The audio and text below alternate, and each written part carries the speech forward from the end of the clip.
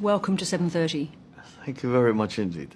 In your speech to the Australian Parliament, you used unusually strong language. Quoting your own pledge, you said, "I will not allow any attempt by any foreign power to take even 1 inch of our sovereign territory. We will not yield." Are you talking about not giving up Philippines' territory in the South China Sea? Absolutely. It is my sworn duty, and the sworn duty of the entire government of the Republic of the Philippines to defend the Constitution of the Philippines. And the first article of the Constitution is the definition of our territorial waters. You didn't name China either in your answer or indeed in the speech that you gave to Australia, but it appears to be present in every security move that you make, and indeed behind every speech that we've seen you make recently. How urgent a priority is it to counter the fast-growing military power of China? Well, we don't see it in those terms. We don't see it as countering the military power of any country whatsoever. It's merely the defense of our territory. We have territorial conflicts with other countries, Malaysia, for example, and Vietnam. But we have come to an arrangement with them, and to resolve any such conflicts peacefully. So, I mean, I'm right in saying that you don't have that capacity to resolve conflict with China in the same way. Do you actually have direct contact with the Chinese? We have at several levels. At several levels. In fact, in January of last year, when I went to Beijing and I visited with President Xi Jinping, that is what I proposed, a kind of hotline between us, so that if there is a message that needed to be sent from one president to another, we can be assured that that message will reach them. And we have sort of established there are several points of contact.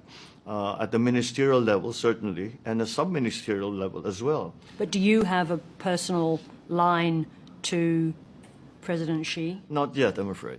Let me just ask you this question. I want to come to the what it is that you want from Australia, because that's obviously one of the reasons for your visit and your speech, as well as ASEAN. But the former president of the Philippines, Duterte, was making overtures to China, very strong ones.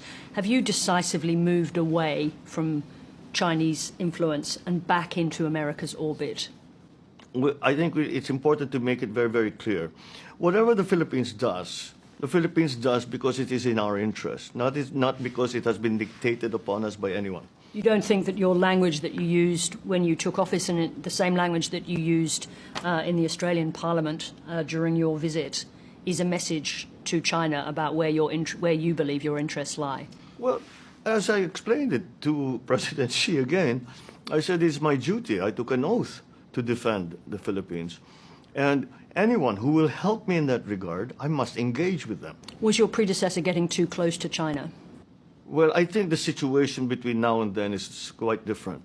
And I'm sure he did what was in his judgment was the best. He did hew a little closer to China rather than the United States.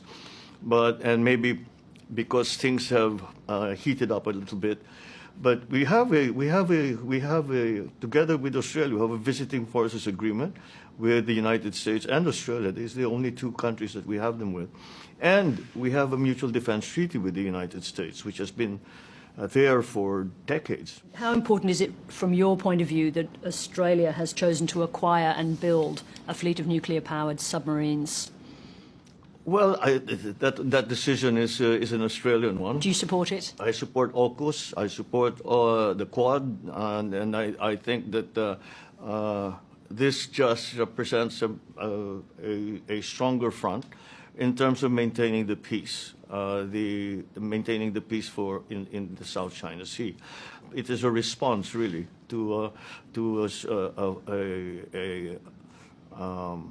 a differing situation, a more dangerous, more risky situation than we had before. Why is it more dangerous? Just explain. Because the potential for outright conflict is much higher now than it was before.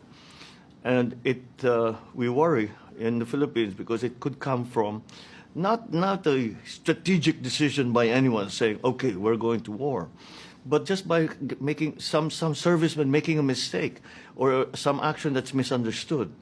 And that's why the ongoing attempt is always to try and lower the temperature, ease up on the rhetoric, and communicate, and just continue to communicate.